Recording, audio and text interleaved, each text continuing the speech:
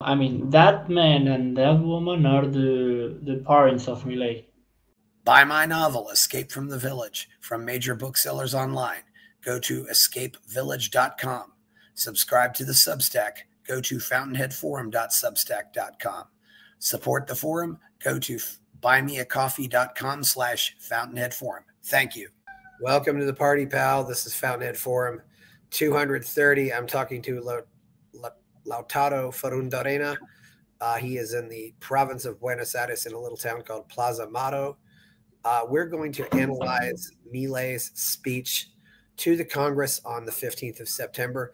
This is where he presented the budget for next year. This should be a very interesting speech. It's a little long, but we'll see what happens here. It'll be nice to get a speech from Milei's actually speaking to the Congress and speaking to all these important things. I want to give a shout out also to the Argentine Milei channel. He has everything up there. If you want to find Milei's speeches, you can find them there. This is a great little YouTube channel. I'd like to thank whoever's running that for doing this. How you doing, Lautaro? I'm fine, thank you. Just one little thing. The city is Mar del Plata. Mar Plata? Mar del Plata, yeah. Oh, Mar del Plata. Okay. Yeah, I mean, the translation is like sea of silver. Sea of plate or sea of silver, yes. Yeah. Yes. Yes. Yeah, mar is sea. Of course, if you think of the word marine in English, yes, mar, sea, del of the sea of the plate. So yes, let's get on this. This is good. This is going to be a good speech, I'm sure. We always love Milei's speeches because that's really where Milei gets it done. He talks to the people and tells them what's going on, and this should be a very interesting one because indeed, yes. Yeah. Okay, let's start here. First of all, we got Milei walking in here. He's looking pretty confident. I guess he's got that presidential baton. Just one thing. You know what it means, cucas? Cucas, yeah. What does cucas mean? Tell us that, yes. Yeah, all right. Cucas is like a way in which you pronounce Kirchneristas, what is the opposite party. So if you support Kirchneristas or Kirchnerismo, indeed, that is the opposite party, you are like a cuca. But it's like said in a way that it doesn't sound good. It's like kind of short, like an insulted way to say it, something like that. And also before that, well, previous that, it says atendió, which means if Milei was delivering lessons to the cucas. Yeah. And also, behind Milei, we see Karina. We see what looks like a police officer, a soldier. Who's that guy standing right next to him walking? And what building is this? Well, his role in the cabinet, he's like the advisor of Milei in many fields, many topics. Well, he has. But who was that guy walking with him? Yeah, he's one of the advisors of him. Okay, yeah, and of course that's Karina with the blonde hair standing behind him, his older sister, and behind, it's Karina. And now we got a test pattern, so that's on them. We'll probably cut this out. So anyway, so now Milei is walking again. Now they got the audio on the speech, so that's a little Although the audio seems to be cutting in and out. He's walking kind of confidently. He's got that little folder under his shoulder. He just looks so presidential.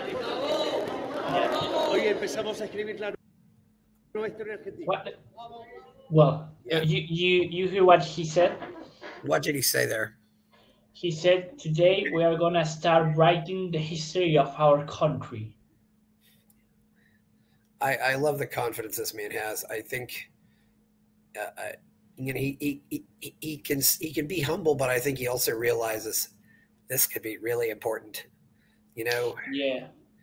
And I see Vija Ruel back there too. She's walking in a little bit behind Karina. So now we're down looking at this. This is the majestic Chamber of Deputies, and man, this is an impressive looking room. Yeah, and it's kind of old, I would say. Yeah. for my people out there, you know, this is what Argentina looks like. Some of the buildings are just absolutely amazing looking. The architecture is amazing. If my brother loved this kind of architecture, I said, my brother loved this kind of architecture, and I've said if he'd ever visited Buenos Aires, he never would have left. Yeah, it's like a French architecture. Yeah, it's just, yeah, you guys really want stuff to be beautiful. It's really, I think, in some ways, I think maybe that still gives you something to be proud of. Presidente de la Nación, Doctor. Who's speaking right now? When Milei gives his speech, someone has to present him. Yeah. So it's like now the man with the microphone is saying something like, right now the president and doctor in economics, Milei, will give his speech. Yes. Javier Milei. Is that the Speaker of the House? Lots of money, a little competition. Why would you not want to make money with this app? Oh, the good news, it's actually easy to cut these ads out. It's created by Amazon. So now this is the Speaker of the House, and let's see, we got Milei's walking in. Yeah, indeed, the Speaker of the House is next to Victoria Villarreal, the Vice President.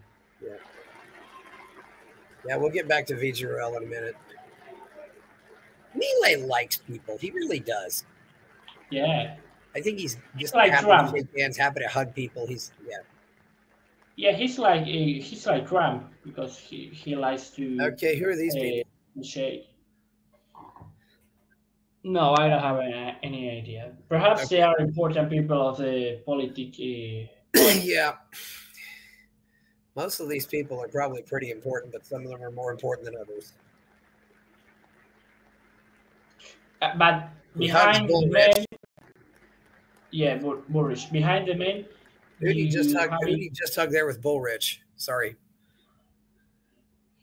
Yeah, I was saying you that behind the men in the previous scene, you have Sandra Petovelo, and she is the I would say like Minister of Public Policies. Well, it's like a huge minister indeed.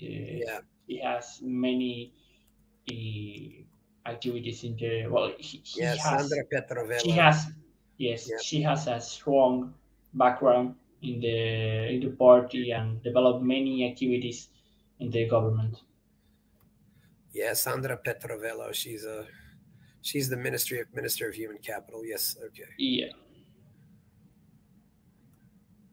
Yeah, we'll get back to this.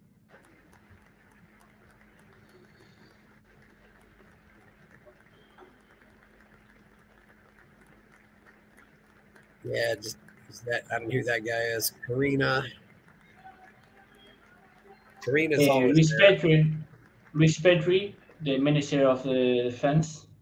Okay, who's on the Minister of Defense? That's. No, that's Luis Petri. Luis Petri is. Luis Petri is on the left of Karina. Yeah. And on the right is. Yeah. Okay. Petri's on. Yeah. As we're looking at it, Petri's on the left. Yeah. Yeah. And on the other side, Petri's got a small mustache. Yeah.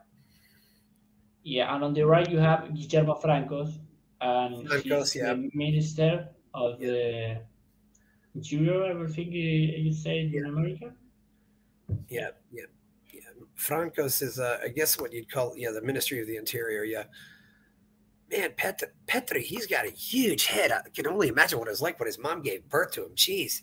I mean, but anyway, that's how I'm going to remember him, the guy with the really big head. But, okay. Yeah. Yes. Everybody's packed in pretty tight into this room, too. It's. Yeah. Well, all the congressmen are there indeed, so. The Chamber of Deputies. I think I like that word. I think I like that better. The Chamber. Looks like he just shook hands with that beautiful lady from Salta, Orozco. I think I just saw her.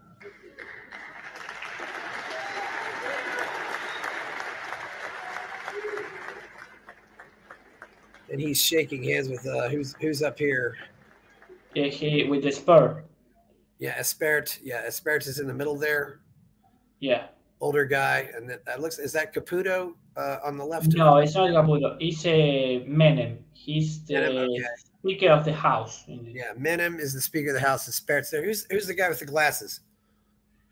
No, I don't have any idea who is. Okay.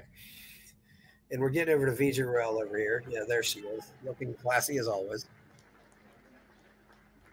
She always looks classy. A continuación, los invitamos a permanecer de pie para entonar las estrofas de nuestro himno nacional argentino.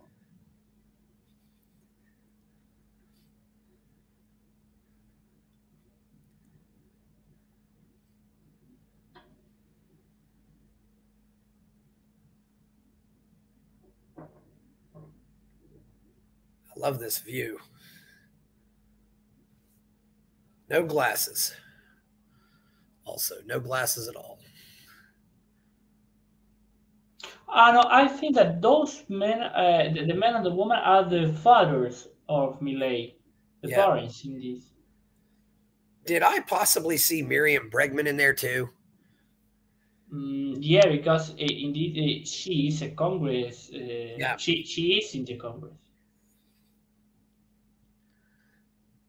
She has charge, yeah. Oh, yes. Nice red carpet.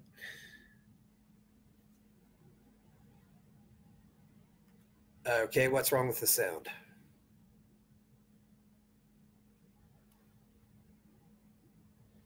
Or perhaps it's mute. Right now, they are singing the national anthem. Okay. I've not heard the Argentine national anthem yet. I probably want to hear that sometime. That should be nice, yeah. Yeah. It has a lot of phrases about liberty. So it's like very interesting to hear it if you have the chance. I've been in places where they've sang the Mexican and the Canadian, but that's about it.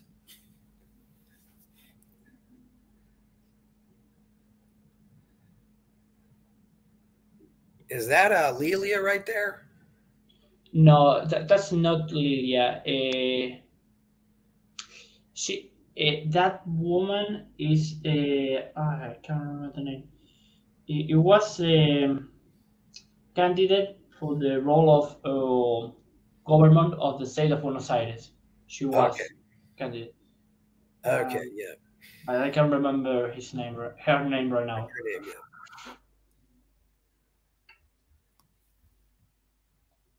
It's like they turned the sound off for everybody singing the anthem. I'm not sure why. Maybe it would have overwhelmed the microphones or something.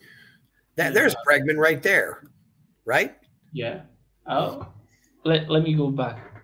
No, right here. See, is that Bregman?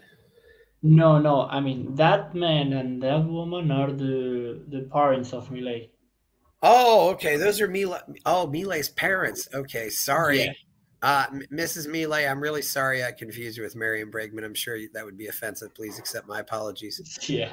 But, but she doesn't really look old enough to be Milei's mom. But anyway, yeah, that's Milei's mom and Milei's dad. I'm sure what's going through Dad's head right now. Oh, my little boy is the president of the country. Yes, he is. I'm the first mom and the first dad. Okay, yeah.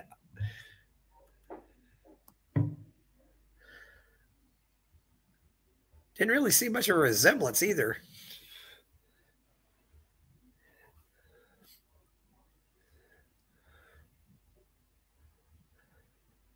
That guy right there, who's that? He has a strong charge in the government. I feel like the Minister of Justice. I think he is the Minister of Justice. The Minister of Justice. That's Mariano Cueno Liberona. Let me see if he...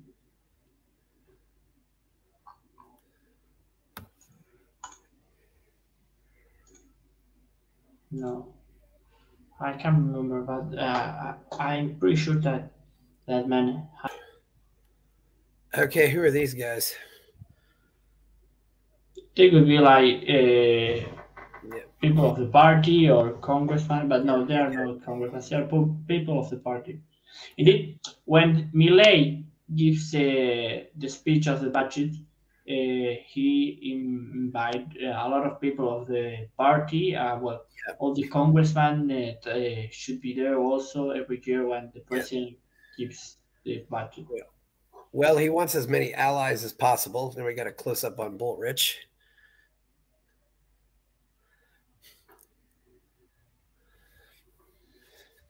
I'd kind of like to hear Milei sing the national anthem. He is singing, I think. It sounds like he's a really good singer from what I hear. I saw him on a talk show. He really sang well. I bet, you know. You have videos of Milei singing.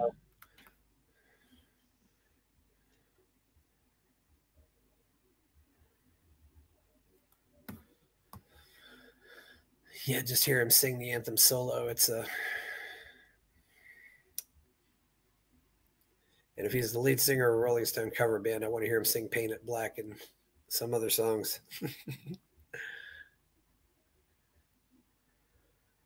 This is a lot of people in this room. Yeah. All the ministers. Ministers, cabinet. He's probably tried to bring... Okay, who's the guy with Karina right here? Guillermo Francos. He's the Minister of Interiors. Yeah, Francos, yeah. Yeah, I wanted to... Guillermo Francos, the Minister of the Interior. Yes, okay. Make sure I remember all those, yeah.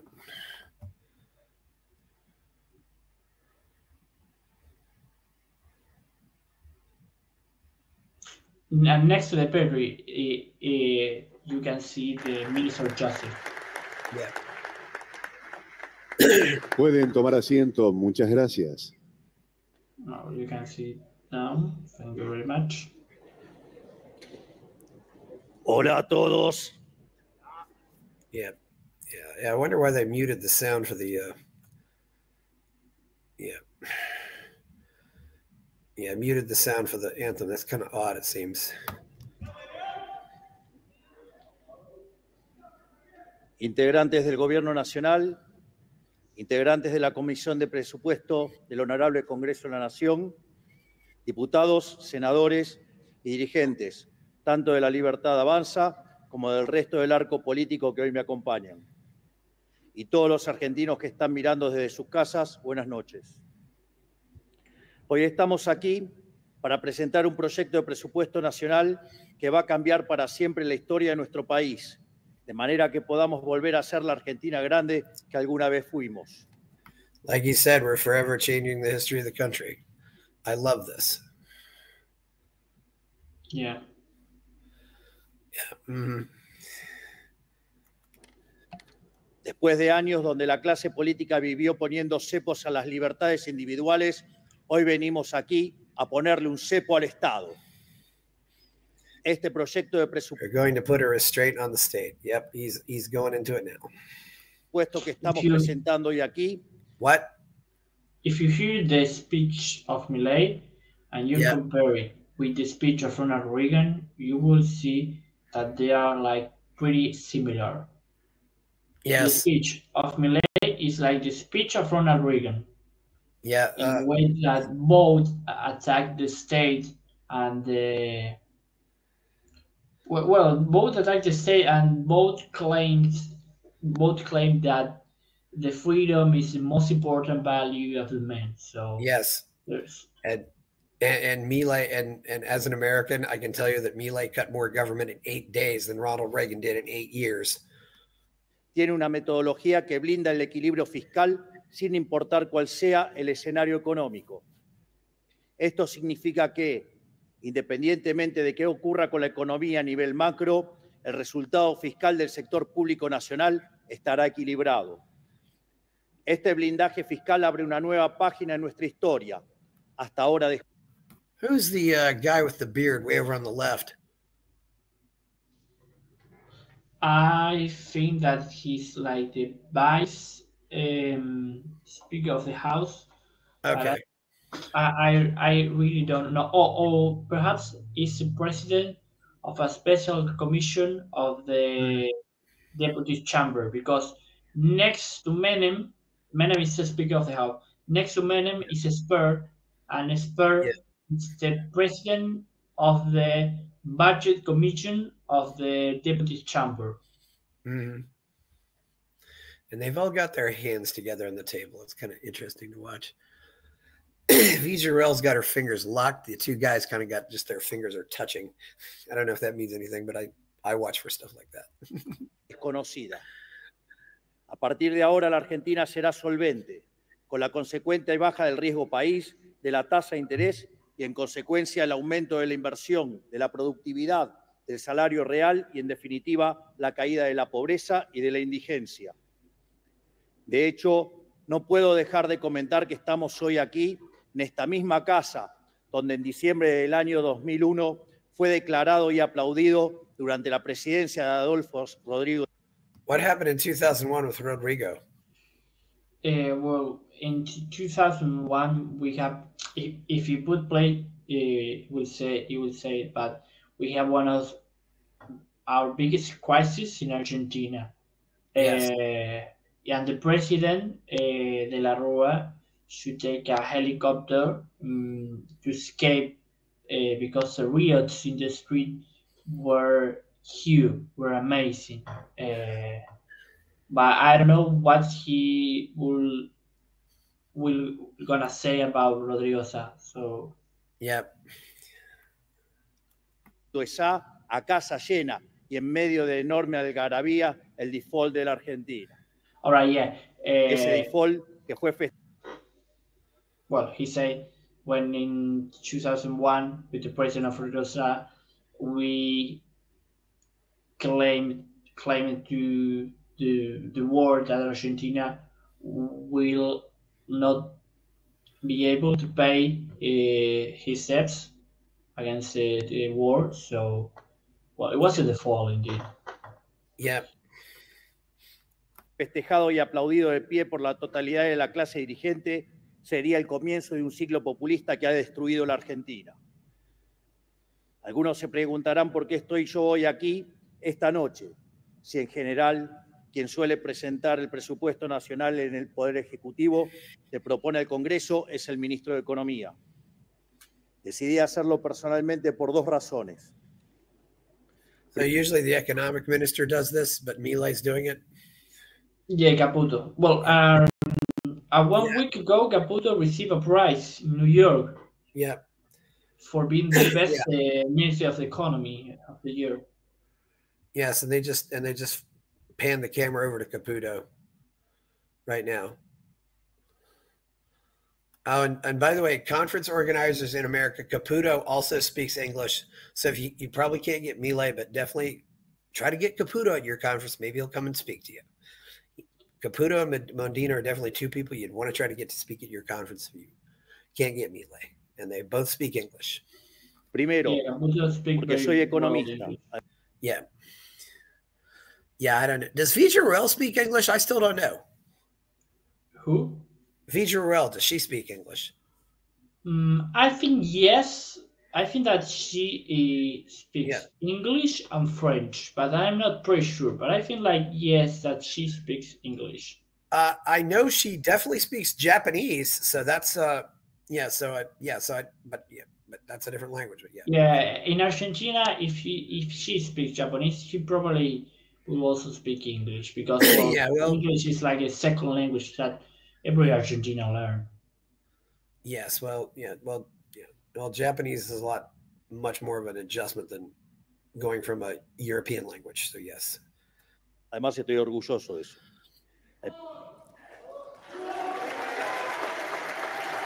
With a crowd like that. Soy el primer presidente economista de la historia argentina, para ser más preciso. Y como soy economista, probablemente por deformación profesional, para mí el destino de un pueblo se juega en las definiciones económicas que toma. Porque solo sobre la base de una economía sana, las personas pueden ejercer verdaderamente su libertad. Bueno, la primera y primordial de estas definiciones es acerca de qué se tiene que ocupar el Estado y cómo va a ser el dinero de los pagadores de impuestos. Eso, ni más ni menos, es el presupuesto nacional. Recordemos que, en algún sentido, la democracia moderna, como la conocemos hoy, es hija de una revolución que se gestó bajo el principio de que no puede haber tributación sin representación. La tarea principal... Oh, taxation without representation. Well, you got taxation with representation. It's a lot higher. Yeah, but well, he's talking about previous years in Argentina, the government was huge, and the taxation also was a lot for many people. Well, indeed, the main problem of Argentina was the government, and the government was not a solution. It was a problem. If you want to invest, or if you want to, imagine that you would like to put, I don't know, invest in a small job. You will have a fee that will cut off a lot of the wealth of your local shop, and the taxation for that mini local shop will be a lot. So that's what he's trying to say right now. Yeah. Look at this woodworking behind him too. That is so impressive.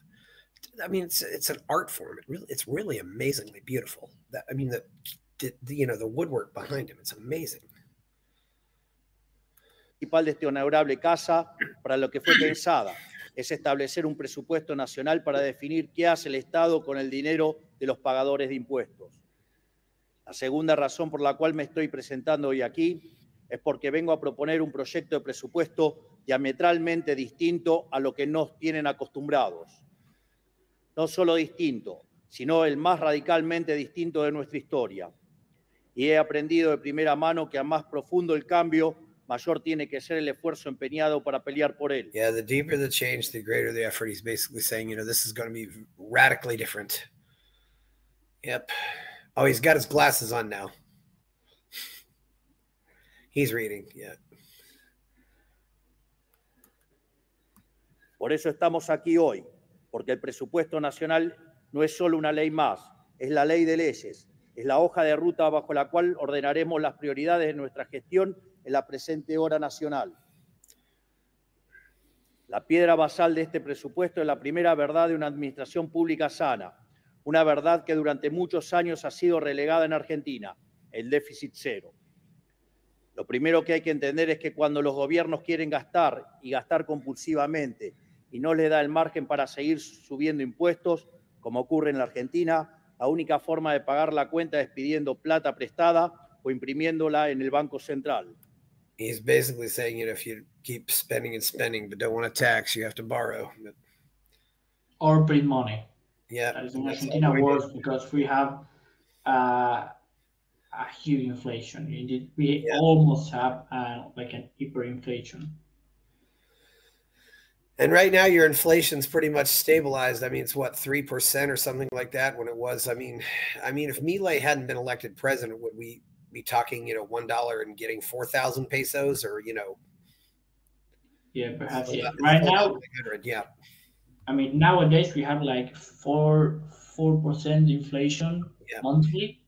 However, the last year we reached, or at the beginning of this year we reached 26% of monthly inflation. So imagine that when you want to buy groceries in the supermarket or the store, every month the prices are higher. So that's a problem indeed. Yep, inflation screws up everything. Recordemos brevemente lo que ha sido la metodología histórica de nuestra clase dirigente. Como los políticos no entienden la restricción presupuestaria y no quieren dejar de gastar, generan déficit. Para cubrir ese déficit, lo primero que hacen es tomar deuda. Pero como no hacen el ajuste necesario, la deuda se vuelve impagable y entonces defaultea. Así es como nos convertimos en el mayor defaulteador serial del mundo. Pero el default no es inocuo. Caer en default lo que produce es la... He said largest cereal supplier in the world? No, the fall. It was Okay. a problem with the translation. Yeah, I mean largest, you know, when I'm thinking cereal, I'm thinking of breakfast cereals, you know, like Yeah, no, largest cornflakes and stuff like that. I figured something was wrong there. Yeah, it is wrong. It's the word is the fall, meaning that one of the country that's the fall most time. Yeah, my favorite moment is when the captioning sometimes translates Milei into my law.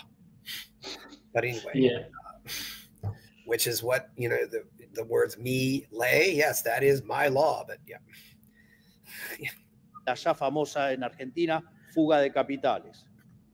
Entonces los dólares comienzan a escasear y los políticos no tienen mejor idea que establecer aranceles o derechos de exportación para hacerse de los dólares del sector privado.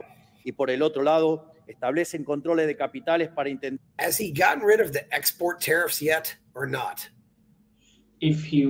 Sorry, can you repeat that? If you what? Well, you all actually have export tariffs. I mean, you have taxes on stuff that you ship out, which is actually not very common for a lot of countries. Yeah, we have a tariff for export and for imports. I mean, that's what I mean. Argentina is dollars, right? So, what ways do we have to get that dollars? Well, one way is to put tariff on exports and on imports. Well, yeah, most countries have tariffs on imports because they want to encourage, you know, people to buy stuff at home. But what happens if you put a tariff on exports is people are only going to produce enough to sell inside the country, and they're just not going to bother with it. I mean, you know, because if you got rid of the export tariffs, Argentina might be able to grow enough food to feed all of South America, from what I hear. Yeah, well that's one reason. Because they got to pay taxes on this food they're sending out. That's one reason, indeed, because previous governments believe that if they put a tariff on export, this will reduce the exportation of meat and corn. Thanks to that, the local price of meat and corn will be reduced. So it's a measure to lower the prices of the food. Indeed. Yes, the whole concept of paying taxes on food is just downright evil anyway. I mean, when you sit down and think about it, you're taxing people to eat. I mean, yeah, okay. Intentar retener los escasos dólares que así genera el país. Como esto produce que la Argentina se quede sin crédito en los mercados financieros, no tiene mejor idea que emitir dinero, que como ya sabemos genera inflación. Nota del pie, porque la inflación es siempre y en todo lugar un fenómeno monetario, les guste a quien no le guste. Milton Friedman. Always a monetary phenomenon. Yes, it's that. Yeah. Milton Friedman. Oh yeah. Yeah. Karina is surrounded by a bunch of guys. Yeah. Yeah. Well, behind Karina is Manuel Adorni. Yeah. Yeah. Yeah. More shots. Yeah. There's Milei's parents. Yeah. Yeah, I gotta say, this is the first time I've seen Milei's parents. I'm really glad I did this speech. Yeah. Yeah, but indeed, he does not have a very good relationship with his parents. That's why you didn't see his parents. Yeah. Batir la inflación ponen con... What'd you say there? I don't want to touch too much about his personal life, but anyway, let's get back to this. Controles de precios, que hace 4.000 años sabemos que no funcionan, e inventan regulaciones que destruyen la propiedad privada. entorpecen el cálculo económico, destruyen capital. Yes, friends, by the way, this is important. He's reduced inflation without price controls. Take note of this, everybody. He just mentioned that, yes, because he understands it destroys economic calculation and hinders other things. He did it all by deregulation, yes. Y en consecuencia aumentan la pobreza y la indigencia. Esta es la triste historia argentina de lo que los políticos y analistas llaman política económica, que no ha sido otra cosa en la Argentina que la violación sistemática de los derechos de propiedad de los ciudadanos. Dicho de otro modo, systematic violation of property rights. I love the way he says this. In other words, el déficit solo se cubre con deuda, que no es ni más ni menos impuestos futuros, impuestos sobre las futuras generaciones, o con más impuestos presentes, o con emisión de dinero. Yes, deficits are taxes on future generations. Yeah, he's really getting into the groove now. En Argentina más impuestos no puede haber.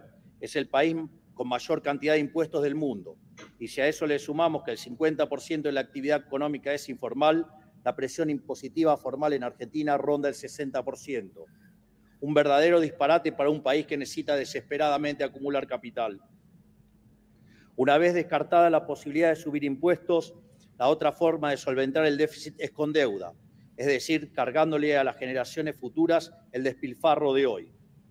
Esto no es otra cosa que entregar en el altar del populismo la vida de nuestros jóvenes, es decir, implica el exterminio de la generación. He's talking a lot about populism here. Why is he using that word, or is something being lost in the translation? Because the previous president of Argentina, Gerardo Fernández, belonged to the party of the Kirchnerismo, and also Cristina Fernández, the Kirchner, former president, was a populist. Well, indeed, yeah. So it's like kind of populist, I would say, but the right populist is like Trump. I don't know if you believe that Trump is populist. Well, it happens the same in Argentina, because if you want to have the love of the people, speaking in some way, you have to be populist. So the previous and the former presidents of Argentina, most of them were populist, because it's a very common characteristic in a president. Yeah, I would say Milei is a populist, but he's the right kind of populist. Yeah, sure. I believe the same. Yeah. Futuras, quien hoy ya en un 70% son pobres. Pero Argentina, producto de ser el mayor desfolteador serial del mundo, no tiene acceso al crédito, por ahora. Lo que inhabilita cualquier tipo de endeudamiento, aun si fuera deseable, cuando en realidad nunca lo es. Y cuando esa alternativa se agota, el déficit se paga imprimiendo pesos, que es robarle a todos los argentinos mediante el señoriaje. Para que tomen dimensión de la estafa que hemos vivido, la política le ha robado a los argentinos cerca de 25.000 millones de dólares por año en señoriaje los últimos 20 años. Y digo robado no como eufemismo, sino en sentido literal, porque cuanto más dinero se emite, cada peso que un argentino tiene en su bolsillo vale menos. Con el doloroso agregado de que la inflación, que es consecuencia directa de la emisión monetaria, golpea entre 25 y 30 veces más a los que menos tienen. El problema del déficit, sin embargo, no es una novedad. En la Argentina tuvimos déficit fiscal 113 de los últimos 123 años. Y esos 10 años que no tuvimos déficit... Yeah, he's pointing out you've only had 10 years of balancing the budget in 123 years. Wow. That's probably typical for a lot of governments, unfortunately. Fue porque ya había saltado todo por los aires y estábamos en default. Quiere decir que prácticamente el 100% de nuestra historia moderna, los gobiernos incumplieron esta verdad básica de la economía y le pasaron la factura al común de los argentinos una y otra vez. También quiere decir que este será el primer año de superávit fiscal sin entrar en default de toda la historia argentina. Vaya si no hay gestión. First year of surplus without going into default. Wow. That's a huge goal indeed. Yeah. We're almost 1/3 of the way through this. No es casualidad, entonces, que seamos el máximo desfolteador serial de la historia moderna si hemos vivido un siglo tomando deuda que no podemos pagar. No es casualidad que hayamos vivido con una inflación desorbitante durante el último siglo, habiendo terminado el año 2023 con la inflación interanual más alta del mundo, por encima de Venezuela y el Líbano. No es casualidad tampoco que en los últimos 120 años hayamos pasado de tener el PBI per cápita más alto del mundo a ser un país donde el 60% de la población es pobre. El huevo de la serpiente. Highest GDP in the world is 60% of the people poor. The egg of the snake. What's that mean? I think I've heard him use that phrase before. Can you go back? Let me hear that again, because there should be a mistake in the translation. Per cápita más alto del mundo a ser un país donde el 60% de la población es pobre. El huevo de la serpiente de todos los problemas económicos argentinos, de todo lo que es el déficit fiscal. What? Indeed, he said the egg of a snake. Yes. Yeah, it's like, I never heard that phrase before. It should be like, when you are in when you are in a bad situation, it's like the egg of a snake. It's one of the worst situations in which you can stay. Oh, yes. Es la única constante a lo largo de nuestra historia, porque la deuda es producto del déficit, la emisión monetaria es producto del déficit, la inflación es producto de financiar el déficit con emisión, la destrucción del capital es producto del endeudamiento que genera el déficit. Por lo tanto, la pobreza y la indigencia son producto del déficit. Se preguntarán entonces, ¿a quién le puede servir este modelo? Bueno, ¿saben cuál es la madre del déficit? La razón por la cual hay déficit. La compulsión inagotable de los políticos por el gasto público, que no conoce restricción presupuestaria alguna.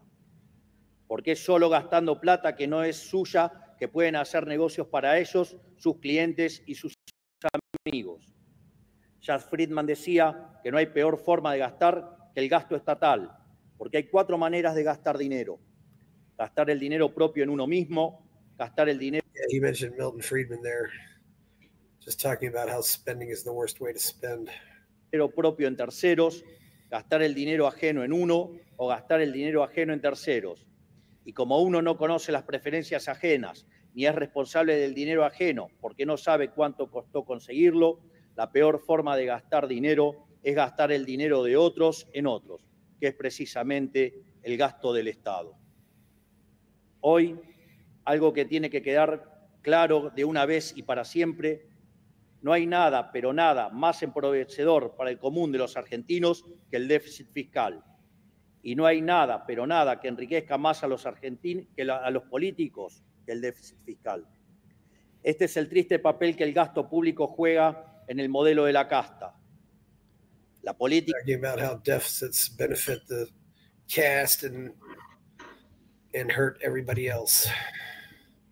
Yeah, Argentina has a lot of cases of corruption. Yeah, with politicians public money to increase their own wealth. Yeah, So I think that's what he's speaking right now. I think he's addressing the public just as much as he's addressing the people in this room. This is for este modelo con buenas intenciones y marcos teóricos rimbombantes. Por años nos hemos escuchado hablar de la justicia social, que no solo no es justa, sino que es extremadamente violenta. Porque la justicia social implica sacarle a unos para darle a otros, basada en un principio inconsistente que dice que donde hay una necesidad, nace un derecho. Pero el problema, estimado... He's talking about social justice, where there is a need, a right is born. Thank you. He really goes after that whole anti-concept, as Rand would call it. Es que las necesidades son infinitas y los recursos son finitos. Needs are infinite, resources are finite. Yes. Por eso, cuando el político pide más y más y más gasto para repartir plata que no hay, en realidad lo que está haciendo es estafando a todo el pueblo argentino. Está jugando con el futuro de todos para anotarse un par de puntitos políticos con algún discurso bien pensante en el camino. Porque el político sabe perfectamente que cuando aumenta el gasto público le está poniendo la plata en un bolsillo a la gente para sacarle el doble por el otro bolsillo. Por eso vetamos el proyecto de aumento. Yeah, so now he's vetoing the project. And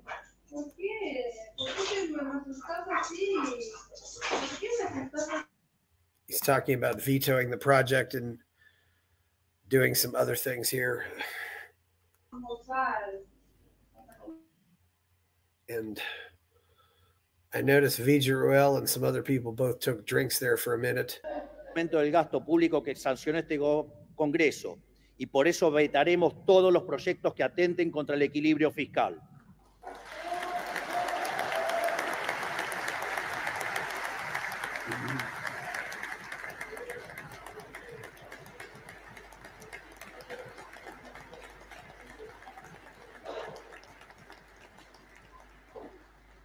Y hacemos esto porque no vamos a ser cómplices de estafar al pueblo argentino para adoptar una medida populista. El único contexto en el que aceptaremos discutir el aumento de un gasto es cuando el pedido venga con una expresa explicación de qué partida hay que reducir para cubrirlo. Si no es así, será vetado.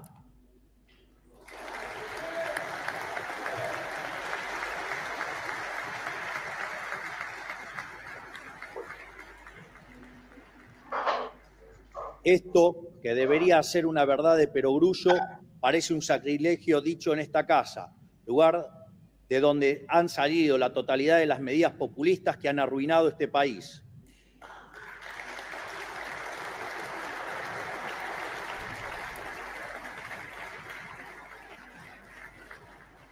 Girl on her phone.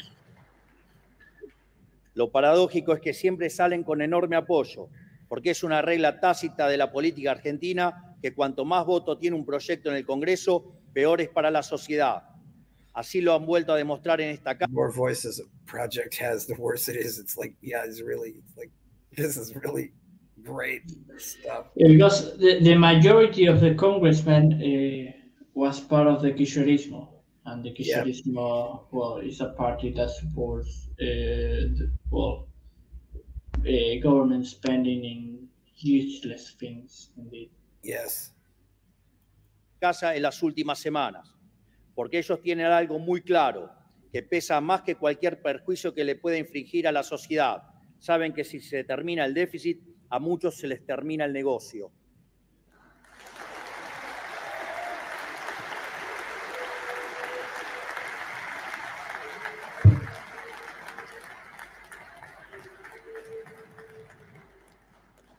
Lamentablemente, esta compulsión por el gasto que tienen los políticos ha sido una constante durante el último siglo argentino.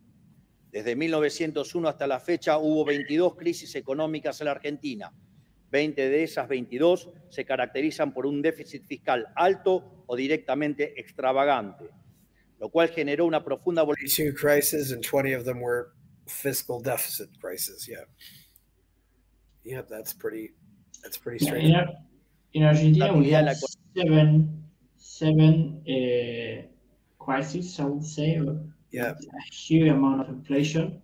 Yeah, he said since 1901, so that, it's very interesting. I mean, this is like very important. We have 7 crises without war.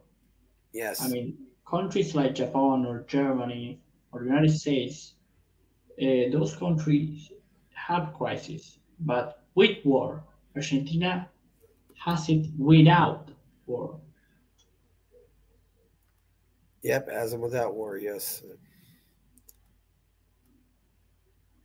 Economía argentina atentando contra la inversión y el crecimiento. Dicho esto, detengámonos a recordar cómo era el cuadro fiscal previo a las crisis que recordamos con más angustia.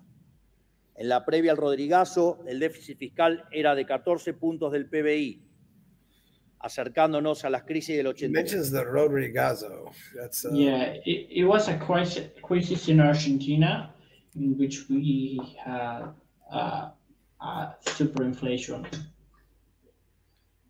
Yes. It was a crisis made by the Ministry of the Economy of that time, Celestino Rodrigo. Yes. That's why the name of the crisis, Rodrigazo. And that was in the 70s. Previous the military government in Argentina. Yes. de 1,82 con la tablita cambiaria era de 11 puntos. Antes de que se desencadenara la hiperinflación del 89, el Estado Nacional cargaba con 8 puntos de déficit.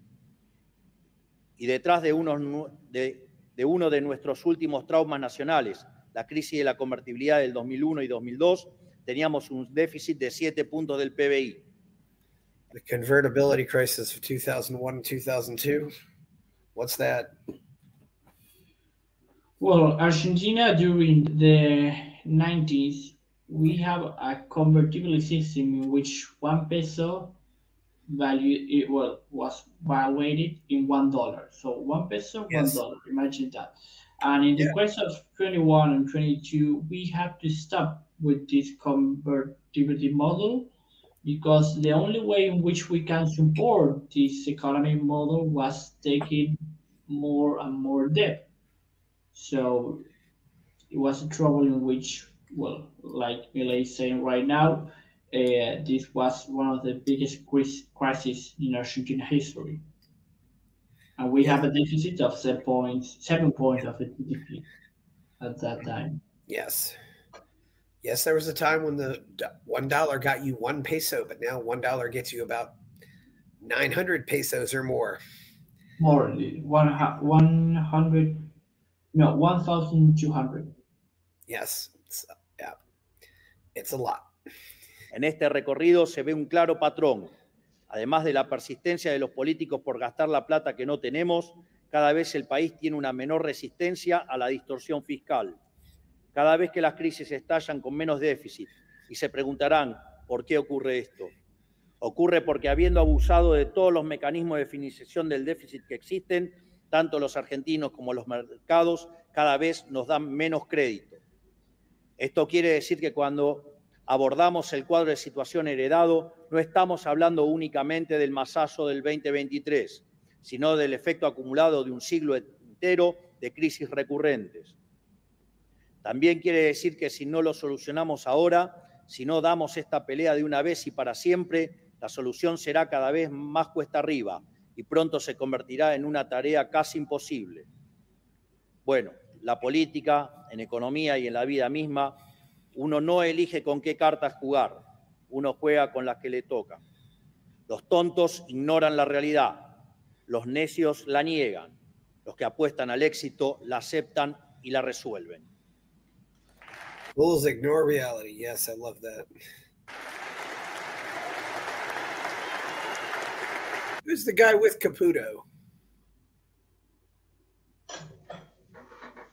Caputo's on the left. Who's the other guy? Yeah, I think that he's part of the Ministry of Economy because he's not the minister. Yeah, okay.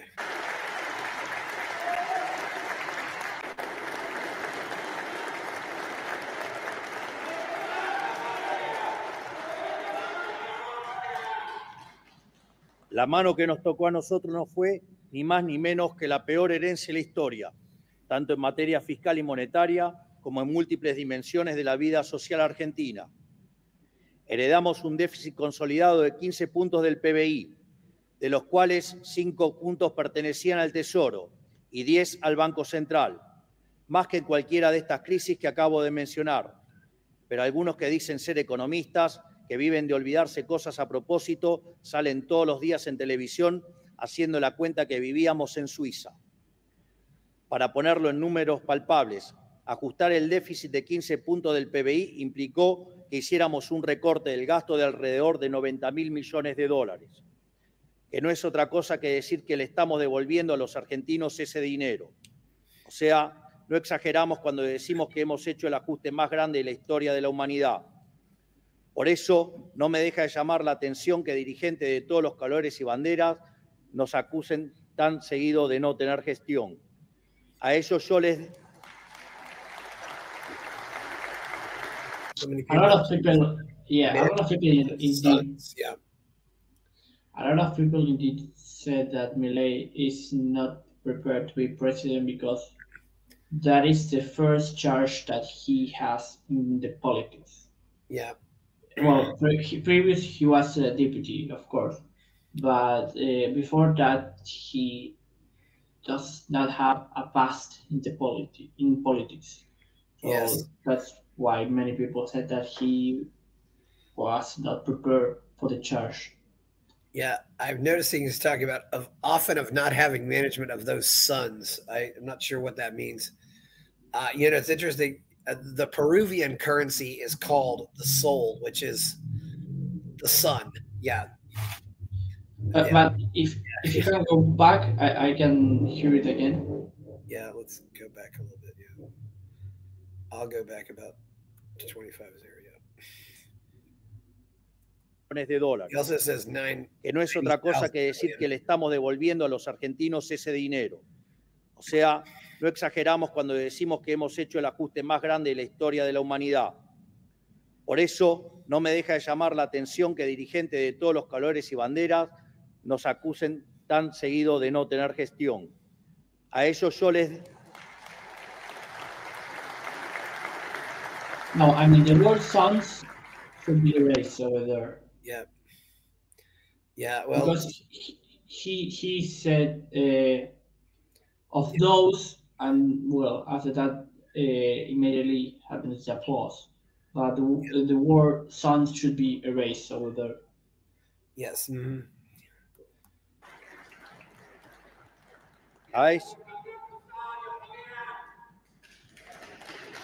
Somebody's screaming, everybody's clapping. A ellos yo les digo, ¿saben qué? Gestionar no es designar miles de funcionarios en todos los rincones del Estado cuando la mitad de esas áreas no deberían existir. Gestionar no es un director nacional firme una resolución para gastar millones de pesos en servicios que el sector privado puede proveer mejor y más barato. Gestionar no es hacer rutas que no conducen a ningún lado ni viviendas hacinadas que nadie quiere. Gestionar no es saber usar el GD, como decía el ex candidato Massa. Gestionar es haber evitado la hiperinflación que nos dejaron en puerta. Talking about how the private sector does better. Inflation was at our doorstep, or hyperinflation was at our doorstep. Yes. That was the role that Caputo is making in the Ministry of Economy. Well, thanks to he, right now we do not have hyperinflation. Yes. But without he, we would probably could have an hyperinflation. Yeah, it's also interesting too is these people are packed in pretty tight. They're not packed in nearly as tight in our Congress. Of course, in the House of Commons in England, they're packed in even tighter than this. Everybody's like sitting up right next to each other. Yeah, but in England it's a parliamentary model. In Argentina, we have a presidential model. That's the difference. The House of Commons is probably a whole lot older too.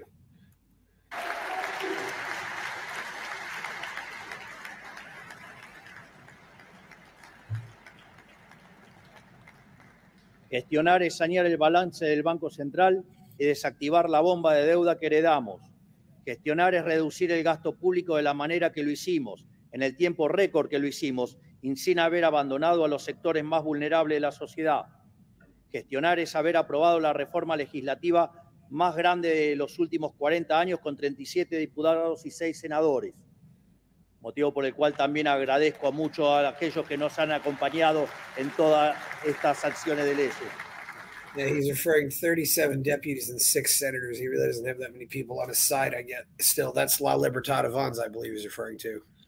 Yeah, I mean, without the alliance that the government made it, there's a lot of laws and projects that was not be able to publish, perhaps saying in those words. So thanks to that alliance that the government is doing, we have a lot of changes in our country. So 34 deputies is a small number, and it's very small. So that's why he had to connect deputies with the other political parties to find support for their own laws. Yes, exactly. We're past halfway.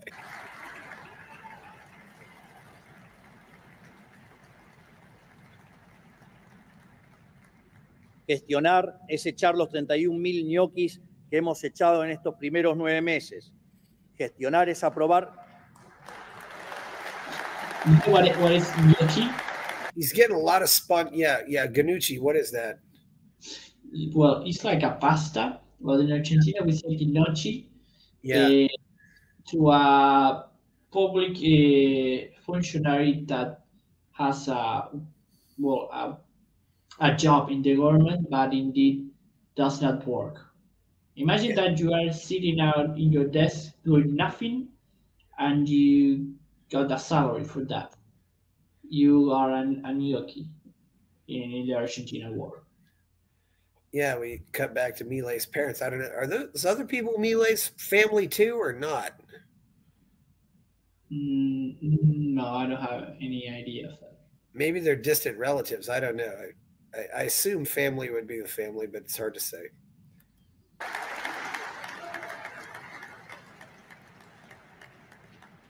Gestionar es aprobar la boleta única de papel, una bandera de aquellos que hablan de transparencia, pero que poco han hecho por ella.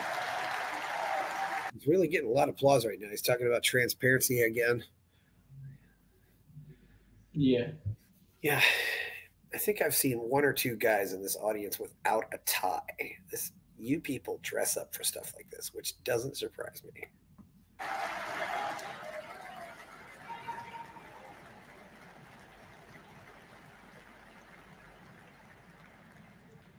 Gestionar es eliminar los intermediarios que lucraban con la pobreza.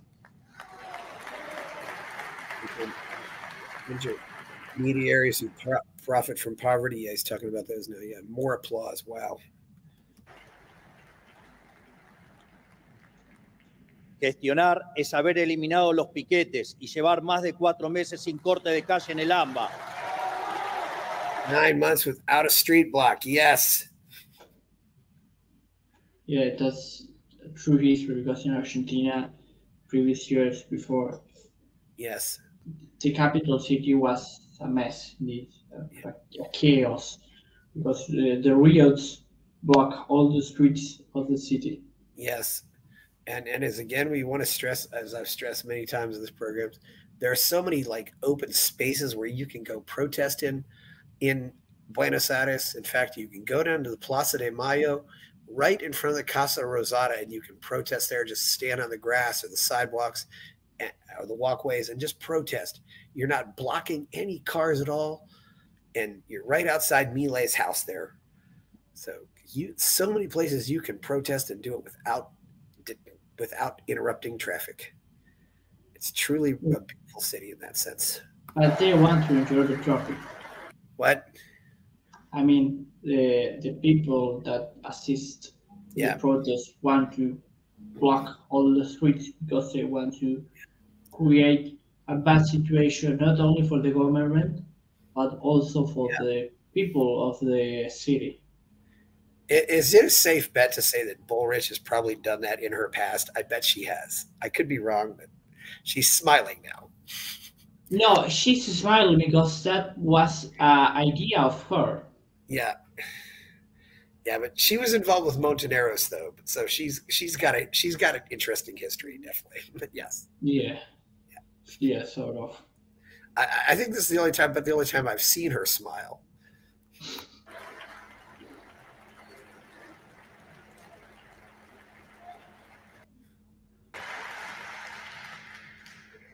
O gestionar es también haber reducido el 75% de los homicidios en Rosario. So did he say 75% drop in homicides in Rosario or 75 less? Less in but because Rosario was, well, perhaps you know it, but Rosario has a very bad reputation, unfortunately. Yeah. If you're going to visit this wonderful country, I don't recommend visiting Rosario based on what I've heard. Yeah, avoid Rosario, of course.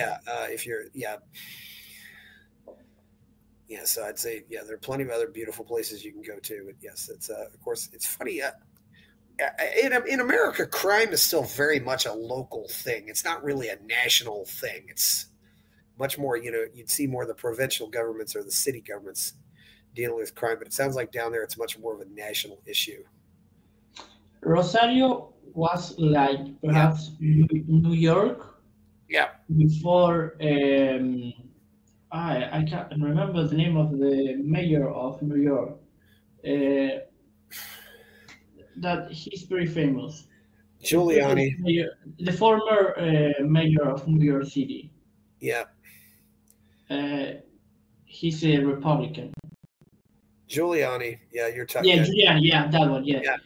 Rosario is like New York before Giuliani. Yeah. Some people have said sometimes too that part of what helped with Giuliani is he cracked down on the little crime, like he'd crack down on things like graffiti on the subway, people blocking intersections with at red lights and stuff like that.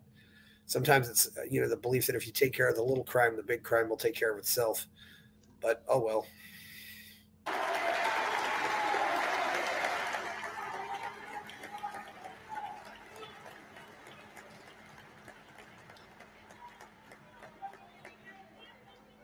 Gestionar es remover las infinitas regulaciones que hay en todos los sectores de la economía para facilitarle la vida a los que emprenden y trabajan. More applause, and he is removing those regulations. Thank you. Gestionar es recuperar la confianza del sector privado y que proyecten invertir más de 50.000 millones de dólares como ya han anunciado. 50 million. What'd you say? $50 million. Yeah, $50 million, yeah.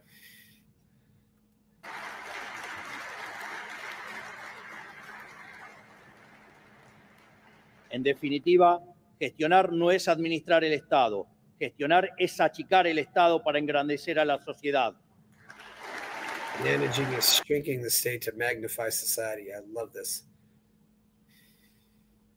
And he's getting all this applause. It's really getting nice to see. It's like people want to follow this guy. It is a strong change. No applause from Vija Ruel there. That was kind of interesting. She's just kind of sitting there.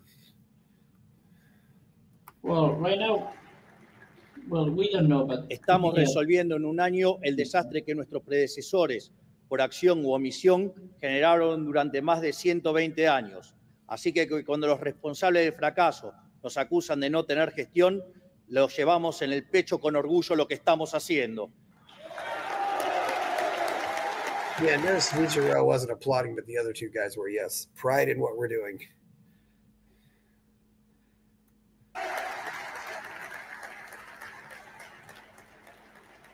He's probably gotten the most applause of this speech than anyone I've seen. And it's the Congress, for goodness sakes.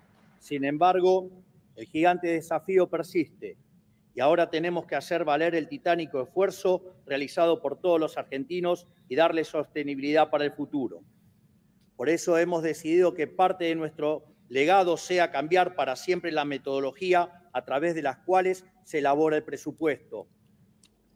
El déficit siempre fue consecuencia. What's the change the methodology of how the budget's prepared? Well, indeed, the government has a new ideas, I would say, about how to spend money or how to develop public policies. So it's a strong change in Argentina. We never had this before. Yeah. De pensar primero cuánto gastar y después ver cómo financiarlo. Nosotros vamos a hacerlo al revés, pensando primero cuánto tenemos que ahorrar para después ver cuánto podemos gastar. Thinking how much we have to save, yeah. That's a good way to look at it. Por eso estamos proponiendo una regla fiscal inquebrantable para este presupuesto y para todos los presupuestos que vengan de acá en adelante. Los invito a volver por un minuto a despejar la X conmigo para entender de qué se trata. Ustedes pueden abstenerse porque no suman con dificultad. What was so funny there? He said, like, well, right now you can help me with the x. So, well, it's a mathematical formula indeed. And after that, he said, you, speaking to the Kirchneristas or the other opposite party, you can avoid this process because you don't know anything about maths. So Yeah. Oh. it's like a funny it's like a funny way to say you don't know anything about math or economic, and that's why you screwed up the economy of the country. Yes. But it was funny. Yeah, it is. It was funny. Maybe some of these people all want to redeem themselves. Yes, we screwed up, but we're going to try to fix it. Well, those are part of the. Those are all the ministers of the government. Yes. And all those people have a strong charge in the government. Yes, indeed.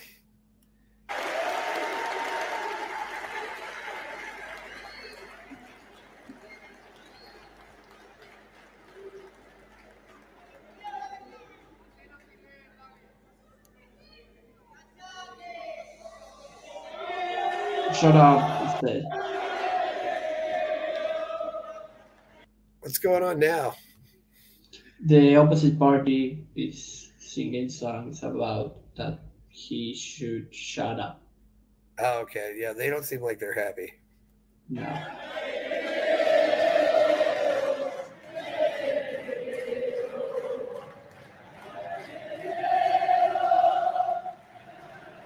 And now they are singing La Casa Tiene Miedo, which means the cast. They're singing what?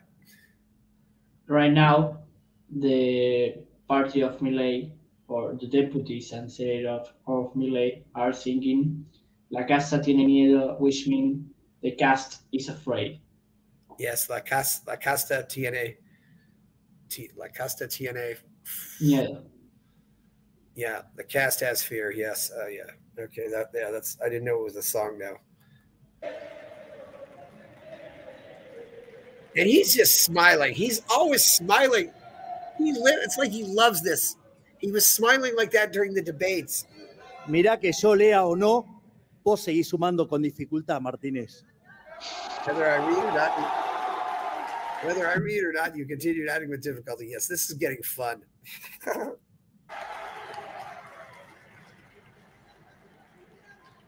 Igual pueden tomar nota porque ahora empiezo. Vamos. Martinez, you can still say. Who's Martinez? It's a deputy of Kirchnerismo party, of the opposite party. Well, that's a pretty common name among Hispanics too, Martinez. Yeah, it's a pretty common last name indeed. Yes. Certainly among Mexicans.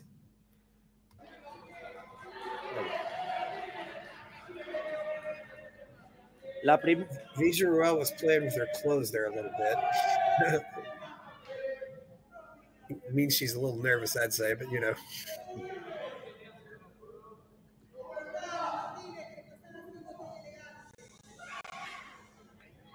La primera premisa de la que partimos es que el superávit primario tiene que equivaler o exceder obligatoriamente al monto de los intereses de deuda a pagar. De modo que, si el superávit primario es el resultado de netear los ingresos con los gastos corrientes y de capital, el gasto primario tendrá que ser igual o menor a los ingresos, menos el superávit primario. Es decir, el nivel de gasto a erogar estará condicionado por el nivel de superávit primario a conseguir, que a su vez estará condicionado por los ingresos observados neto del monto de intereses a pagar por la deuda. Dicho esto, ahora detengámonos un segundo en el gasto. El gasto corriente está compuesto de la suma del gasto automático ilícitamente indexado por ley y el gasto discrecional. El gasto spending by law, automatic spending by law, and discretionary spending. Yes. This is the first time a president is delivering economic lesson in a budget speech. Yeah, he definitely is. Yeah, he's the first economic president in the history of Argentina. Yes. And sometimes he speaks like a professor, like if he's delivering lessons. Yeah, it's like he's giving lessons. Yeah. El gasto automático es el componente de gasto que está indexado a la inflación y otras variables macro. El gasto discrecional no está indexado, o sea que no importa la inflación que haya, sigue siendo el mismo.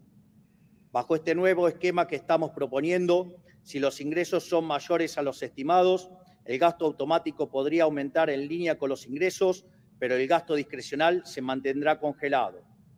Por otro lado, mirando ahora los ingresos, cuando el aumento de la recaudación sea transitorio, el Estado podrá ahorrar, absorbiendo pesos o para cancelar deuda, lo que permitirá seguir bajando la inflación y o mejorar el perfil de deuda argentino.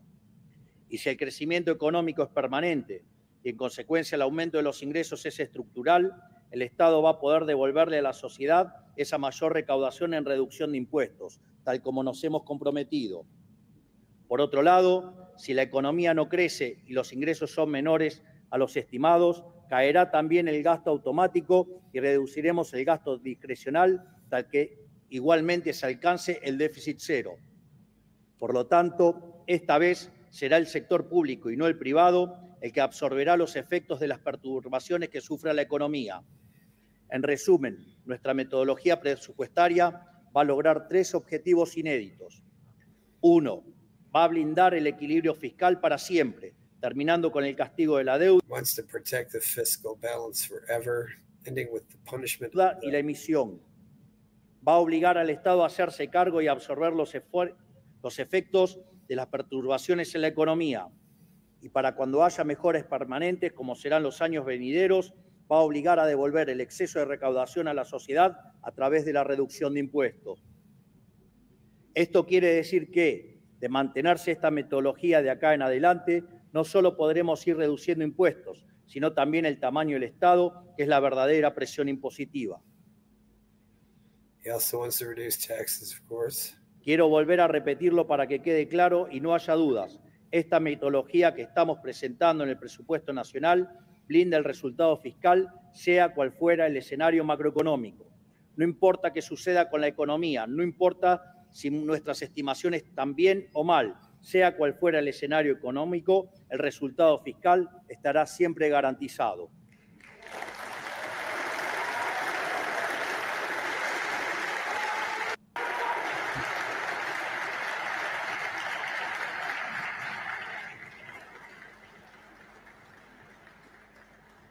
Pero para que esto sea posible, en la Argentina nos debemos un debate honesto acerca de qué se tiene que ocupar y de qué no el Estado Nacional. Nos hemos acostumbrado a pensar al Estado Nacional como una niñera, que se tiene que hacer cargo de todo, desde darle de comer hasta entretener a cada ciudadano. Pero cuando un Estado se arroga tareas que no le competen... Taking on the concept of the nanny state, yes. Or father state.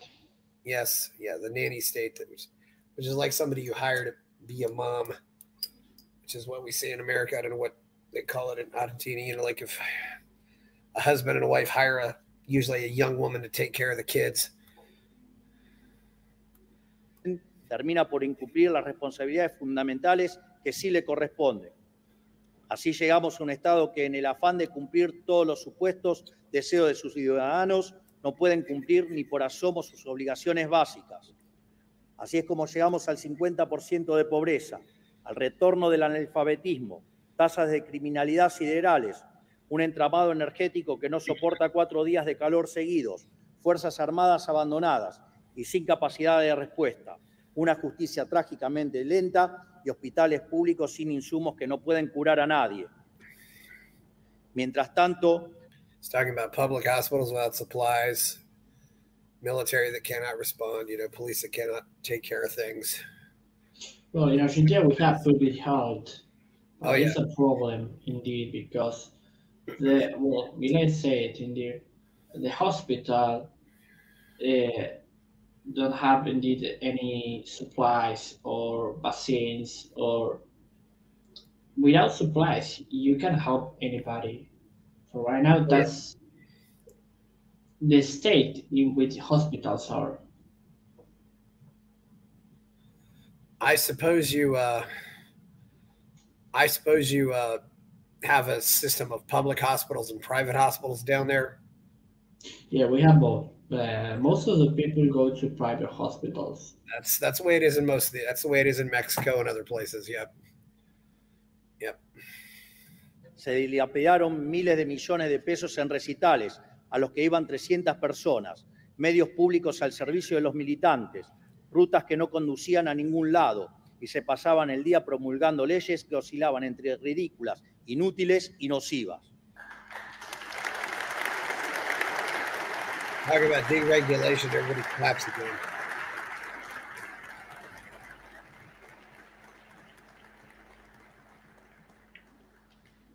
Como dijo Cicerón, cuanto más se acerca el colapso de un imperio, now he's quoting Cicero, the great Roman Republican. Yes, I love it when he does this. Más estúpidas son sus leyes. Y vaya que the collapse of the empire gets, the more stupid its laws, and what a stupid thing. Ha hecho cosas estúpidas el kirchnerismo. It has done kirchnerismo. What? It has done kirchnerismo. Yeah, I wonder how much Milei has studied Cicero or studied Roman history at all. I think that a lot, because many speeches that he gave, he mentioned Cicerone or another Roman public figure. Almost all of America's founding fathers studied Rome extensively. Of course, at the time, Rome was really, for its time, at the time, Rome was very well documented compared to a lot of other places. There's a lot of stuff written about, a lot of documentation, a lot of stuff you'd read. Okay, yeah, here we go.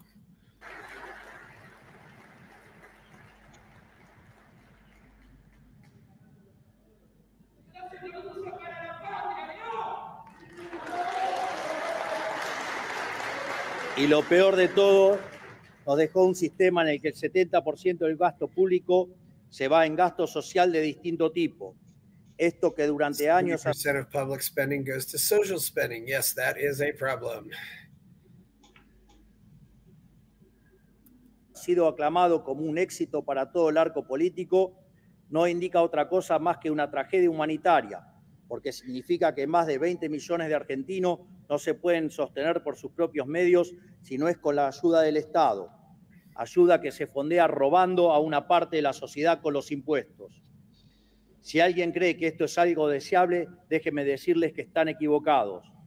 ¿Les parece que esto es ajeno a que el Estado realice tan pobremente sus tareas esenciales? Por eso es hora de volver a las bases y barajar y dar de nuevo algunas definiciones. Lo fundamental que tiene que hacer un Estado nacional es asegurar la estabilidad macroeconómica, las relaciones exteriores y el imperio de la ley. Punto. Macroeconomic stability. That's an interesting way to look at it. Yeah. Yeah, try to avoid debts, indeed. Try to avoid deficit. Yeah. Avoid inflation. Yeah, okay. Cualquier otra cuestión puede resolverse a través del mercado o es competencia de los gobiernos subnacionales. Para ser más claro, lo desgloso en partes. ¿Qué es estabilidad macroeconómica? Que no haya déficit fiscal y que haya estabilidad monetaria y que en consecuencia no haya inflación y se facilite el crecimiento económico. Facilite porque los privados deciden en qué invertir, no que lo haga un burócrata desde una silla y en el medio se quede con algo en el camino.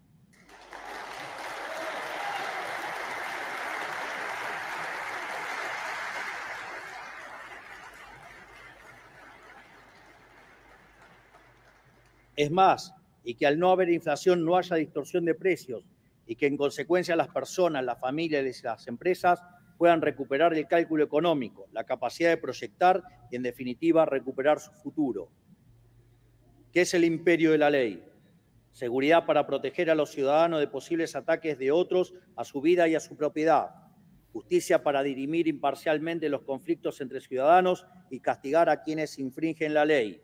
Y defensa para protegernos de posibles conflictos con otros países o amenazas externas. Repito, cualquier otra cuestión puede resolverse a través del mercado o es competencia de los gobiernos subnacionales.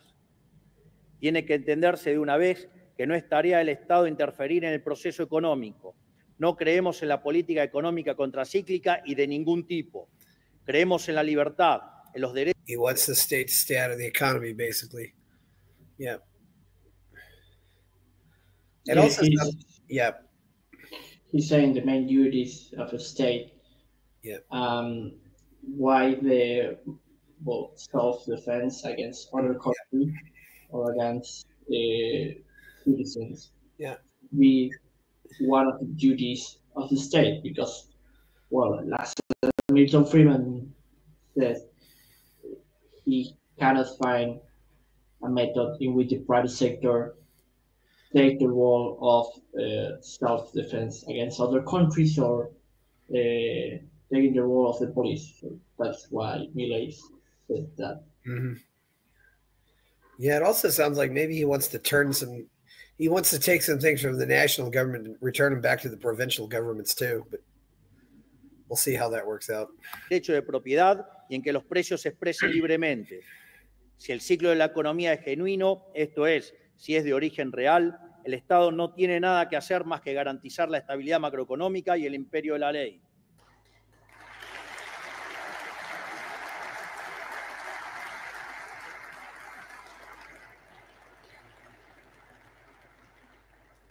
Si el ciclo económico no es de origen real, sino que es generado por el Estado, es lo mismo que aceptar que un mafioso nos rompa las piernas para luego venir a ofrecernos las muletas.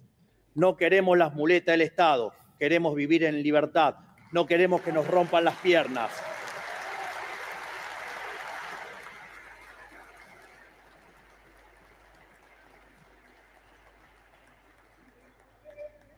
Así como el déficit es el corazón del problema, la reducción del gasto para lograr superávit va a estar en el centro de la solución. ¿Por qué? Porque es el único camino para devolverle a los argentinos el fruto de su trabajo que hoy el Estado le roba con impuestos. El déficit cero va a hacer que la deuda sea sostenible. La sostenibilidad de la deuda va a bajar el riesgo país y abaratar el costo financiero, contribuyendo al aumento de la inversión y el ahorro, y en consecuencia a la suba del salario real, que es la única manera que baje la pobreza y la indigencia. A su vez, implicará menor presión fiscal futura sobre los pagadores de impuestos, lo que significará mayor incentivo para invertir. En una economía globalizada y aún más desde la existencia de Internet, el capital se ha vuelto nómade. Hoy cualquier persona puede abrirse una cuenta en Estados Unidos o en Paraguay sin moverse de su casa y lo hacen buscando mejores condiciones fiscales que las que ofrecemos nosotros. Por eso es imperativo que Argentina... He's talking about how people open taxes in other banks. He's talking about reducing spending. He's always talking about reducing spending more than anything else.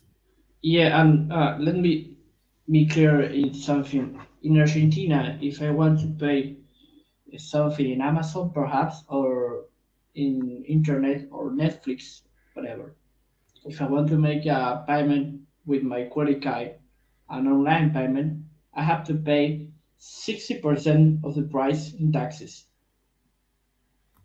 Yep. Mm-hmm. That's why many people apply for banks in America. Because here in Argentina, if you use your credit card for Netflix, Amazon, or whatever, you have to pay 60% of the taxes to the government. Yep. And nowadays, this still happens with the government of Milei. However, he's claimed that this measure will only last a few more months. We will see that. Yep. Mm-hmm. Argentina vuelva a ser atractiva para los argentinos. Tenemos que terminar con esta pulsión por expulsar el capital de nuestros compatriotas con impuestos prohibitivos, que lo único que hacen es reducir el flujo y el tamaño de nuestra economía, castigando al país en su conjunto con más pobreza y más exclusión. He was mostly talking about the flight of capital and how money has left Argentina and went elsewhere. He wants to get that money back into Argentina to invest in the country. Queremos que las empresas argentinas vuelvan a ser competitivas para que puedan contratar a más trabajadores, pagarles mejores sueldos y así frenar el éxodo de capital humano que vivimos hace más de 20 años. Hay que amigarnos de una vez por todas con la idea de que lo mejor para un trabajador es un empresario que invierte.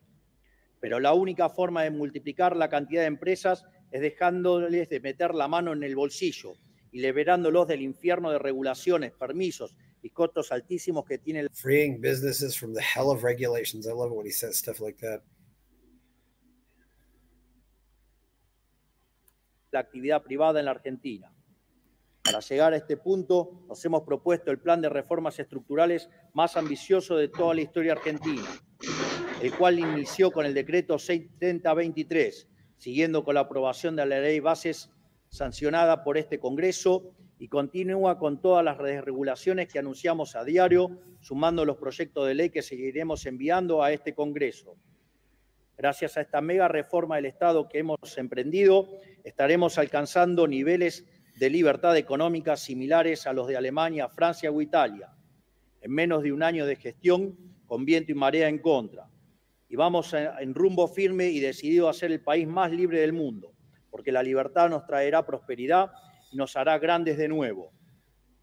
Sin embargo, he wants Argentina to be the freest country in the world again. Yes. I think that Milei will act like a lighthouse of the world. Yep. In the field of liberty, perhaps. I hope so. I hope he inspires other people to do good things.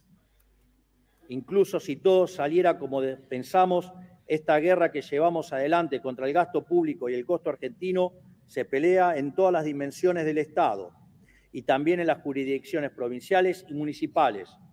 Por eso, a los gobernadores les digo, cumplir el compromiso de bajar el gasto público consolidado a 25 puntos del PBI requiere que las provincias en su conjunto hagan un ajuste adicional de 60.000 millones de dólares.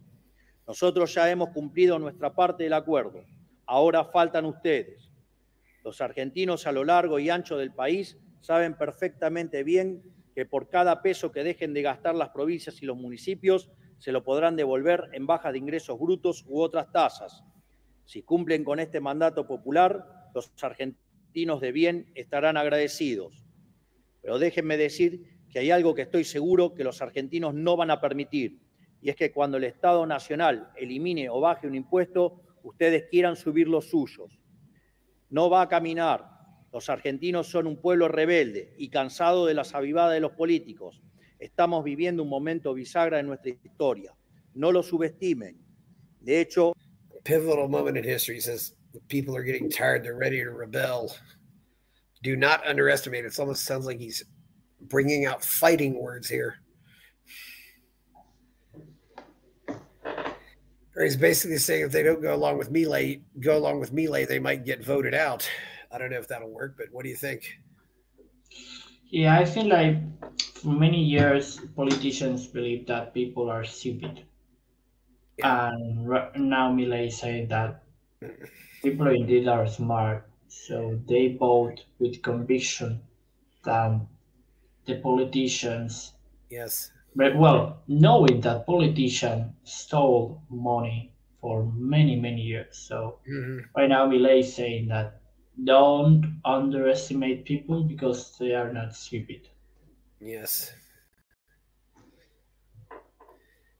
Cuando ingresé en la política señalé que no venía a guiar corderos, sino a despertar leones. Y les cuento. I did not come to guide the lambs, but awaken the lions. Yes.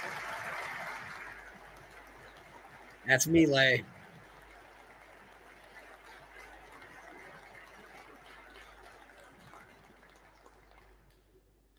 Repito, así no se me complica el remate. Cuando ingresé en la política señalé que no venía a guiar corderos, sino a despertar leones. Y les cuento que si no lo han visto o no lo quieren ver, los leones han despertado. The lions have a way. The lions have a way. Yes, they do. Lions definitely have a way.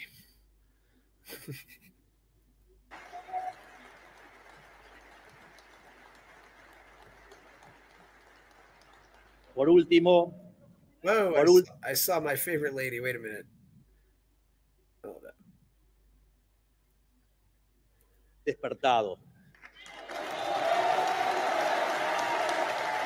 Yeah.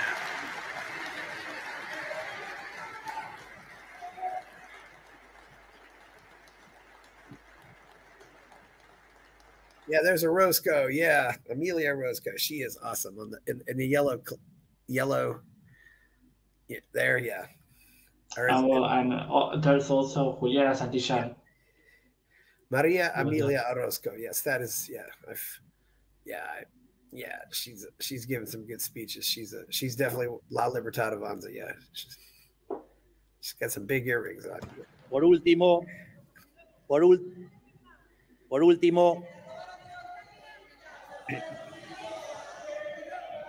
Okay, we got some people who are restless in the crowd. Hacelo dentro del presupuesto y no de manera demagógica, perjudicando a todos los argentinos o exterminando a los jóvenes.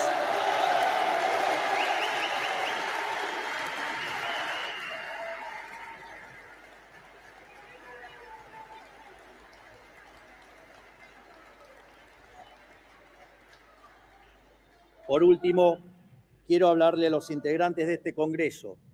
Este es un momento bisagra en la historia de nuestro país.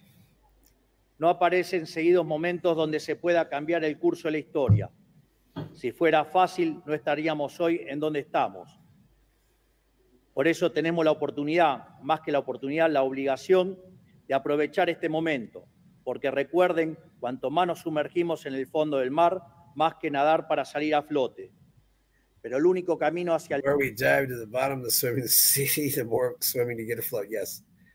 This is not just a pivotal moment for Argentina, Milei. This might be a pivotal moment for the entire world. Believe me. Well, if in Argentina, yeah, if in Argentina works, all that Milei is doing, perhaps another country could replicate this or duplicate the ideas of Milei. So I've said this might be the capitalist version of the Bolshevik Revolution. I'm not kidding. You know, it's Argentina right now is like a lab. Yeah.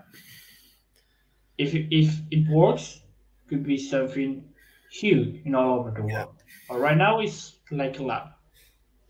And if nothing else, that'll spread to the rest of South America. I love your country. I have more faith in you guys than I do in my own country. I really do. And this certainly is why. And I don't believe so. I think that America is much better in every possible way than Argentina. I think for a lot of us, you know, we're both looking at the good sides, you know, and I know in America we have the saying that the grass is always greener somewhere else, you know. It's like, yeah, but trust me, you're doing some really amazing things down there. It's exciting to see what's happening. El progreso es terminar con el déficit fiscal, bajar el gasto público, eliminar impuestos y confiar en el ejercicio de la libertad por parte de los argentinos. Todo lo que ustedes odian.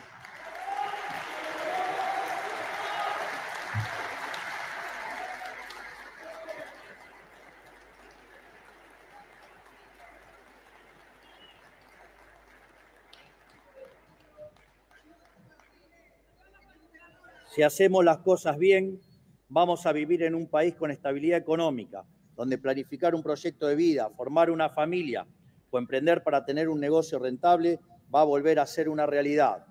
Si hacemos las cosas bien, encabezaremos los rankings de libertad económica del mundo. Si hacemos las cosas bien, tendremos un país donde el Estado va a volver a ser un servidor de sus ciudadanos y no su amo y señor, como decía Milton Friedman. Si hacemos las cosas bien, vamos a revertir el siglo de humillación al que se condenó injustamente a los argentinos. Por eso, honorables miembros del Congreso de la Nación, la presente hora política nacional les ofrece dos opciones. Una es hacer exactamente lo contrario a lo que venimos haciendo hace más de 100 años, para despegar y volver a hacer a la Argentina grande nuevamente. Otra es seguir haciendo lo mismo de siempre, dejando todo... Saying do the opposite or do the same. He wants to do the opposite. Yep. Como está, y mantener este sistema putrefacto que empobrece a todos los argentinos día a día. Esos son los dos caminos. Sepan ustedes, miembros de este honorable Congreso, que la decisión de qué lado de la historia quieren quedar es suya. Luego será la ciudadanía quien lo coloque en la avenida de los justos o en la esquina de las ratas miserables que apostaron contra el país y contra su gente.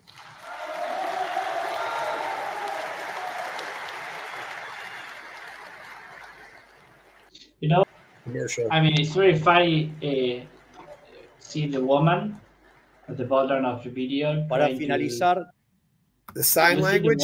The sign language, because yes, he had to say, well, in signs, rats or casta or you that don't know maths, all that had to say the woman. So it's like kind of funny because it's like a public video indeed, but they never thought that we have a president that speaks. Well, the sign language is for the hearing impaired Argentines out there who are unable to hear. Yes, of course they can also put captions on the screen and they can watch it that way.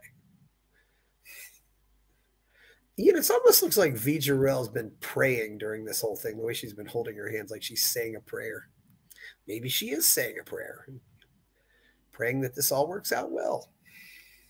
Or perhaps not, because in Argentina, we have people that said that Vijarel is the only person that can win Milei in an election. So there are some people in Argentina, indeed, many there are many reporters in Argentina or news writer that claims that Vijarel is the only woman that could beat Milei in an election. Yeah. Yeah, but she doesn't want to run against him as far as I know. So. Quiero citar nuevamente a Marco Tulio Cicerón, el gran legislador romano que decía, el presupuesto... Going back to Cicero, this is the first time I remember him ever mentioning Cicero, although I haven't heard all of his speeches. The budget debe equilibrarse, el tesoro debe ser reaprovisionado, la deuda pública debe ser disminuida, la arrogancia de los funcionarios públicos debe ser moderada. What? Right. I don't know why the subject disappeared, but it says that public debt should be erased. Yes. Public debt must be erased, budget must be balanced, yes. Y controlada, y la ayuda a otros países debe eliminarse para que Roma no vaya a la bancarrota. La gente debe aprender nuevamente a trabajar en lugar de vivir a costa del Estado. What? And also said, and the help to other countries should disappear. Because in Argentina, we give public help to Bolivian people or Chilean people or Peruvian people. Well, we give public help to foreign people. Yes, indeed, yeah. Esta frase tiene más de 2000 años. Más de 2000 años. Y ustedes de eso no aprendieron nada. You think Milei knows Latin by chance or not? Is Milei what? Do you think Milei knows classical Latin? I mean, the original Latin language of Rome. I think that he is an academic and he probably knows a few words in Latin. Well, Spanish comes from that, so you know. Yeah, but it's like, I mean, it's not the same. I mean, he's not fluent in Latin, not fluent. Yeah. I think that he probably knows many phrases in Latin. Yeah, there was a time, when it was expected that if you were an educated person, you learned Latin and you learned Greek. So, so you can read the classics. But that time is no longer with us, so...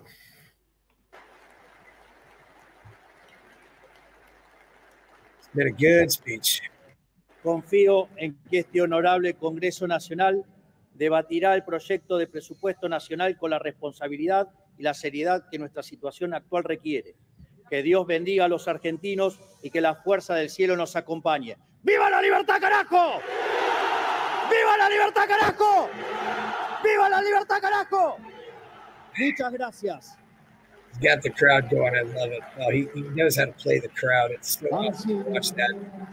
Señor presidente de la Nación, doctor Javier Milei. De esta manera damos por finalizada esta reunión. Que tengan muy buenas noches. This is the thing. This is a guy who knows how to play the crowd. He really does. Oh, it's so fun to watch that. Yeah, well, you said he concluded with the proper words, and he said to the people that what people need, indeed. So this speech was awesome, indeed. I believe that. Yeah, it's funny, people in rock, they play musical instruments, but they also play the crowd, and they play the crowd just like a musical instrument. I think the crowd becomes their musical instrument. Of course, he was a singer for... La casta tiene miedo. Yeah. The cast is afraid.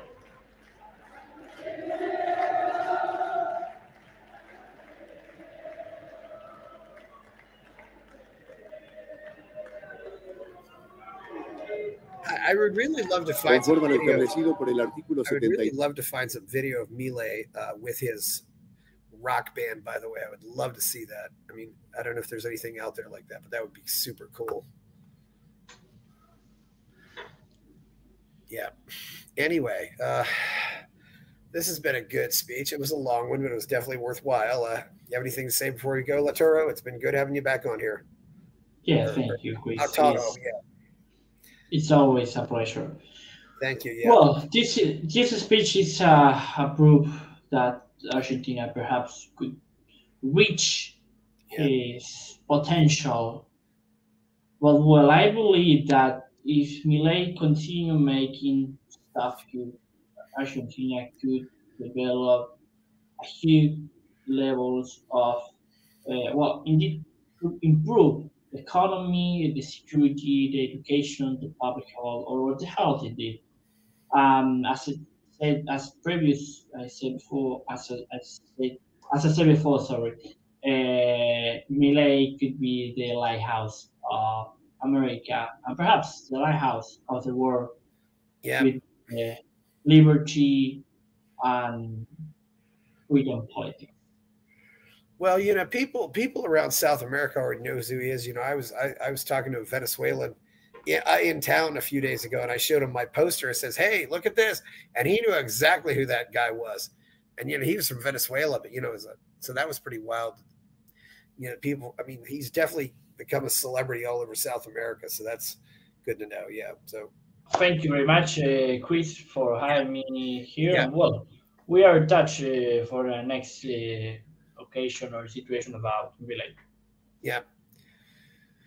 Well, please like the video, subscribe to the channel, go to Buy Me a Coffee to support the channel. Please check out my Substack, go buy my novel, Escape from the Village. I am Chris Baker. Thank you, Lautaro, and thank you, Javier Milei, for a great speech to the Congress. And we're out.